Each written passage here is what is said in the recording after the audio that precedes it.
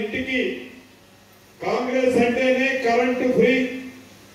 ఆనాడు దివంగత నేత రాజశేఖర రెడ్డి గారు రైతన్నలకి ఉచిత విద్యుత్ ఇచ్చిన ప్రభుత్వం.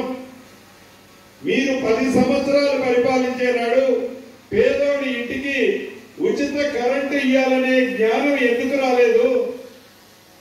కేంద్ర ప్రభుత్వం అడ్డగోలుగా గ్యాస్ రేట్లు పెంచుతుంటే అది పేదోడి మీద భారం పడొద్దని, ఆ భారాన్ని రాష్ట్ర ప్రభుత్వం భరాయించొద్దని ఎందుకు మీరు 500కో 400కో పేదోడికి గ్యాస్ మొత్తం ఇవ్వలేకపోయారు?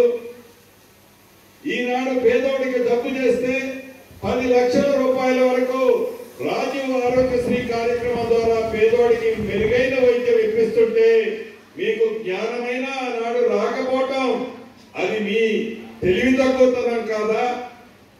అంతేకాదు, దేశంలో ఏ రాష్ట్ర ప్రభుత్వమో ఈ విధంగా చివరికి కేంద్ర ప్రభుత్వం పరిపాలిస్తున్న బీజేపీ రాష్ట్రాలలో కూడా సన్న బియ్యం ఇయ్యాలనే ఆలోచన కేంద్ర ప్రభుత్వానికి రాలేదు. 10 సంవత్సరాలు పందికొక్కుల్లా, గాలి కింద పందికొక్కుల్లా మీరు మీ స్వార్థం కోసం దోసుకున్నారే తప్ప పేదోడికి సన్నబువ్వ పెట్టాలనే ఆలోచన మీకు ఎందుకు రాలేదు? కళ్ళలో నొప్పులు పోసుకునేది 10 సంవత్సరాలలో తెల్ల రేషన్ కార్డు కోసం తిరగని ఇల్లు లేదు, ఎక్కని మెట్టు లేదు, పూజించని దేవుడు లేదు.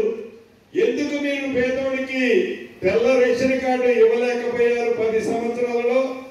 ఈనాడు ఇందిరమ్మ ప్రభుత్వంలో రాష్ట్ర వ్యాప్తంగా 5,65,000 తెల్ల రేషన్ కార్డులు ఇవ్వటమే కాకుండా బిడ్డ పుట్టిన కోడలు ఇంటికి కొత్తగా వచ్చిన రాష్ట్ర వ్యాప్తంగా సుమారు 16 లక్షల మందికి పాత కార్డులు జమ చేసింది మన ఇందిరమ్మ ప్రభుత్వం ఈనాడు. అంతేకాదు, పావలా వడ్డీ గురించే మీరు ఒక్కసారి ఆడబిడ్డలు ఆలోచించండి. ఈ 2 నెలల్లో వేలాది మందిగా మీరున్నారు. ఎంత ఘోష పెట్టినా, ఎన్ని పర్యాయాలు మీరు గడ్డం పట్టుకొని ఆనాటి ప్రభుత్వ పెద్దలని ప్రాధేయపడ్డా పావలా వడ్డీకి ఇచ్చే కార్యక్రమం ఆనాడు ఇందిరమ్మ ప్రభుత్వంలో రాజశేఖర రెడ్డి గారు అద్భుతంగా చేశారు. కనీసం ఆ పావలా వడ్డీ కార్యక్రమాన్ని కూడా నువ్వు ఇవ్వలేని అసమర్థత ఆనాటి ముఖ్యమంత్రి, నీ కేబినెట్. ఈనాడు ఇందిరమ్మ ప్రభుత్వంలో ఒక్క సంతపల్లి నియోజకవర్గంలోనే ఈ సంవత్సరం 4 నెలల్లో సుమారు 5,62,00,000 రూపాయలు ఇంకా కొన్ని నిమిషాల్లో ఈ గ్రూపులకి పావలా వడ్డీకి సంబంధించిన డబ్బుని జమ చేయబోతుంది.